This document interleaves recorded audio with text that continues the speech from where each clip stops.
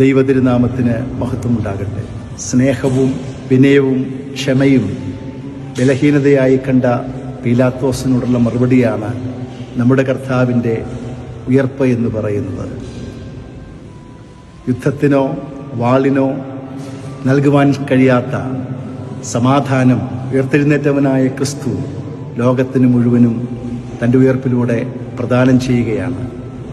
ആ ക്രിസ്തുവിൻ്റെ ലോകത്തിൻ്റെ മുന്നിലുള്ളതായ ബലഹീനതയും ക്ഷമയും ആ സ്നേഹവുമാണ് ഇന്ന് കോടാനുകോടിയുടെ ഹൃദയങ്ങളെ കീഴടക്കിയിരിക്കുന്നത്. ആ സ്നേഹത്തിൽ, ആ ക്ഷമയിൽ, ആ സഹനത്തിൽ നമുക്ക് മുന്നോരാം. ഉയർപ്പിൻ്റെ ആ പ്രത്യാശാനിർഭരമായ സമാധാനം നമ്മുടെ ഹൃദയങ്ങളിലും ലോകം മുഴുവനും അനുഭവിക്കുവാൻ മുഖാന്തരമാക്കാം. എല്ലാവർക്കും സമാധാനവും പ്രത്യാശയും നിറഞ്ഞ ഉയർപ്പ് മംഗളങ്ങൾ നേരുന്നു. Happy Easter.